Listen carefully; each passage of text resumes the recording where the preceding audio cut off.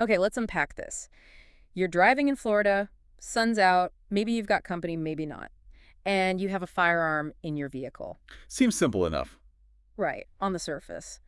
But that initial ease, well, it dissolves pretty quickly into a surprisingly complex set of laws. It really does. So today, we're navigating that legal terrain. And what's fascinating, I find, is how quickly assumptions can lead you down the wrong path here. Hmm. The idea that just because you own a gun in Florida, you can automatically transport it however you want in your car, that's a common misconception. A dangerous one, potentially. Potentially, yes, Right. with serious consequences. That The reality involves, a layered framework of state and federal regulations. Exactly. We've gone through a detailed breakdown of Florida statutes to pull out the information you absolutely need to know. Sort of the essential guide. Think of it that way, yeah. Your essential guide to legally and responsibly having a firearm in your vehicle while you're in the Sunshine State. And it matters, whether you live here or you're just visiting. Absolutely. Whether you own firearms or you're just passing through Florida, understanding these rules is, well, it's paramount for your safety and, frankly, staying on the right side of the law. Mm. Our goal today, pretty straightforward. Mm. Cut through the legal complexities, demystify things, and give you clear, actionable insights into Florida's laws on firearms in vehicles. So let's get started. If we look at the bigger picture, we're really examining how that right to bear arms intersects with the state's job, ensuring public safety. Right. Florida has its own specific approach to balancing that. Yeah. And for you, the individual, understanding the specifics is way more important than just relying on a general feeling about gun rights. Okay, so let's lay the groundwork. Our sources indicate that, generally speaking, you can have a firearm in your car in Florida. Yes. Even if you don't have a concealed carry license, that's the CWFL, concealed weapon and firearm license. Correct. That's the baseline. Now, that might sound like, okay, discussion over. But here's where it gets really interesting. Right. Because the pivotal aspect here, if you don't have that CWFL, is the legal requirement of concealment. Concealed. The law says the firearm must be concealed from ordinary sight. And that's not just, a suggestion. It's a legal prerequisite with very specific interpretations. Okay, specific interpretations. Our analysis gives some solid examples of what the state considers concealed. Like what? Like putting your firearm in the glove compartment, locked or unlocked, doesn't matter apparently, that qualifies. Okay. Having it on your person but under your clothes, that works too. Uh-huh. Even, and this one might surprise some people, putting it on the seat next to you and just throwing a towel over it, that counts as concealed under the law. Right. But just as critically, maybe even more so, is understanding what doesn't count. Good point. What doesn't work? Well, simply having the car door closed, Mm-hmm. that's not concealment. Relying on your tinted windows? Nope. Even if it's dark out. Even if it's dark. If the gun can become visible when someone opens a door or looks through an open window, it's legally considered unconcealed. Okay, that's a key distinction. Easy to misunderstand. Very easy. All right, now let's talk about Florida's permitless carry law. That's newer. Relatively new, yes. Yeah. And it's definitely shifted the landscape. But it hasn't just wiped away all the old rules, especially for cars, has it? No, that's a crucial point to grasp. While permitless carry now allows eligible folks to carry concealed without a license. Which has its own requirements, eligibility-wise. Exactly. There are qualifications for that, which we aren't diving deep into today, but they exist. But even with permitless carry, the fundamental requirement for concealment inside a vehicle still applies, if that's the authority you're operating under. So permitless carry doesn't mean you can just have a gun sitting openly on the passenger seat? Absolutely not. Still needs to be concealed from ordinary sight. Okay. This brings us then to the Concealed Weapon and Firearm License, the CWFL. It sounds like getting one gives you some real advantages for vehicle carry. It definitely offers considerable flexibility.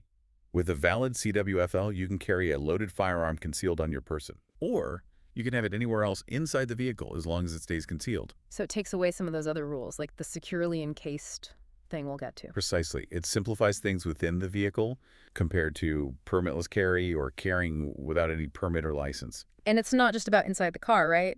The CWFL matters for those tricky federal gun-free school zones, too. That's a very important link, yes. Yeah. The Federal Gun-Free School Zones Act generally bans firearms within 1,000 feet of a school. Big restriction. That's huge. But there are exceptions. And one key exception is if you have a state-issued license to carry a firearm from the state you're in. Ah, so the Florida CWFL fits that federal exception. It can, yes.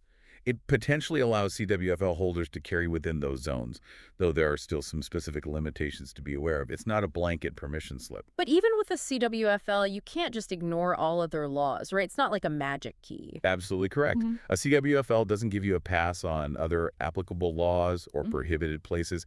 It just opens up more legal ways to carry concealed. Okay, now let's zoom out a bit. Interstate travel. Florida's laws are one thing, but what happens when you cross a state line? Our analysis really flags this. This is critical. Anyone planning to travel across state lines needs to understand this. What's perfectly legal in Florida might be a serious felony somewhere else. Wow, okay. You absolutely have to research and understand the specific gun laws, especially vehicle carry laws, for every single state you plan to drive through. They vary wildly. Good warning. Okay, let's refocus on those federal gun-free school zones. Seems like a real potential pitfall. It is.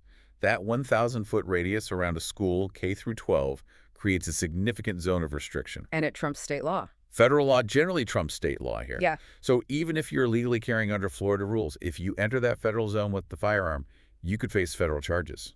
Unless you meet one of the specific exceptions. Exactly. And those exceptions are very clearly defined. Our breakdown clarifies them. What are they? Okay. Federal law gives a couple of main outs. First, as we mentioned, having a state-issued license to carry the firearm from the state you are currently in. So the CWFL in Florida potentially covers that. Potentially, yes. The second exception is if the firearm is unloaded and it's in a locked container or a locked gun rack. Unloaded and locked. Both. Both conditions must be met for that exception. Now, here's a really critical distinction our sources highlight. If you are carrying under Florida's permitless carry law, that first exception, the one about having a state license, that doesn't apply to you under the federal law. That's vital to understand. Permitless carry status in Florida is not the same as a state-issued license for the purpose of that federal exception. So if you're near a school, relying on permitless carry, your firearm must be unloaded and in a locked container or rack to be legal federally. Correct. No ambiguity there. Right. Permitless carry doesn't get you the same pass in federal school zones that a CWFL might. Wow, okay. And it gets even more local than federal law, doesn't it? Our analysis says Florida school districts can make their own rules for parking lots. That's right. Florida law actually empowers individual school districts to set their own policies about firearms on school property, including parking areas. So they could be even stricter than state law. They absolutely can be. So you might be following state law perfectly, but if you pull into a school parking lot, you could still be violating that specific district's rules. Meaning you have to check not just state and federal, but local school board policy too. If you plan on being on school grounds, yes, it's essential. Okay. Now, what about younger adults, say 18 to 20-year-olds? Are the rules different? Yes, there are some specific points for that age group. Generally, under federal law, they can't buy handguns from licensed dealers. Right. But Florida law does allow them to possess firearms in certain situations, like hunting, target practice, or military service. And importantly, our sources confirm that someone over 18 can legally have a firearm in their vehicle in Florida. But they probably wouldn't qualify for permitless carry or a CWFL yet, right? Typically not yet for a CWFL, and permitless carry usually requires being 21. So they need to be extra careful to follow the rules for people without those credentials, especially the concealment or securely encased rules. Okay, let's circle back to those key phrases you mentioned. Securely encased and not readily accessible. These seem crucial for anyone without a CWFL. Absolutely crucial.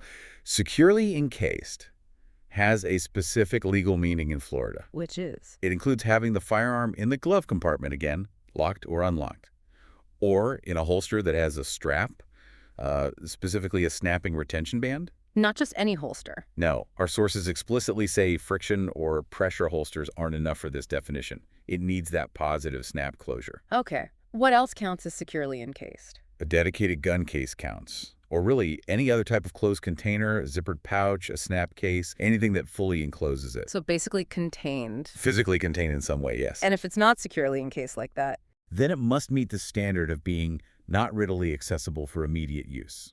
What does that mean, practically? It means the firearm shouldn't be within easy reach of anyone in the vehicle. The idea is to prevent someone from just grabbing it and using it instantly. Maybe in the trunk or far in the back of an SUV, somewhere that takes effort and time to get to. Okay, that makes sense.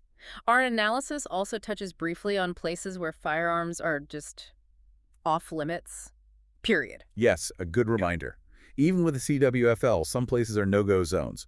Federal buildings, courthouses, polling places on Election Day, schools, beyond the parking lot complexities we discussed, bars, airports, past security. The list exists. So the CWFL isn't a universal pass. Definitely not. And specific situations, like maybe you're transporting guns specifically for hunting or going to a shooting range, might have slightly different nuances or transport requirements too. Always best to know the rules for your specific activity. It sounds like the biggest takeaway here is responsibility. It really is. The single most important thing is the ongoing responsibility to stay informed. Laws change. Local rules exist. You have to keep up. What else? Well, we always recommend firearm safety courses. They're not just about shooting better. They reinforce responsible ownership, safe handling, safe storage. And storage is key, you said, especially in cars. Extremely key. Safe storage at home, of course, but also in vehicles. Firearm theft from cars is unfortunately a significant issue in Florida. Leaving a gun unsecured in a car is just asking for trouble. Okay. Our analysis included a couple of frequently asked questions that seem to nail down some core ideas. Let's hit those quickly. First, can I carry a loaded gun in my car without a permit? And the answer, based on everything we've discussed, is yes, but. Always a but. Always. Yes, but it generally must be securely encased or not readily accessible for immediate use, unless you meet the qualifications for permitless carry. The permitless carry exception again. Right. If you qualify for and are carrying under permitless carry authority, then it just needs to be concealed from ordinary sight. That unless changes the requirement. Okay, that's clear. Second FAQ. What specifically qualifies as securely encased? And the examples given are pretty direct. Inside the glove compartment, a holster with that snapping strap, a gun case, or any closed container. Like a zippered bag. Like a zippered bag, exactly. Gives you a practical checklist. Okay, so wrapping this up, the key principles seem to be know the rules for concealment, understand the difference between having a CWFL and using permitless carry, especially near schools. Big one. Pay attention to those federal and local school zone rules and know what securely encased and not readily accessible actually mean in practice. Yes. It's a lot to juggle. It is a significant amount of detail, absolutely. And that just hammers home the need for ongoing due diligence. Don't assume you know. Check. Laws can and do change. So our recommendation to you, the listener, is don't just stop here. If you own firearms, if you transport them in Florida, dig deeper. Look into the specifics for your situation. Maybe consult legal resources if you have questions. Or look into getting a CWFL. It does seem to simplify some things and offer more flexibility legally. It can. It all circles back to that fundamental point. The right to own and carry firearms comes paired with a serious, continuous responsibility. The responsibility to be informed. Thoroughly informed about the laws. Understanding these rules isn't just about compliance. It's directly tied to ensuring your own safety and the safety of everyone around you.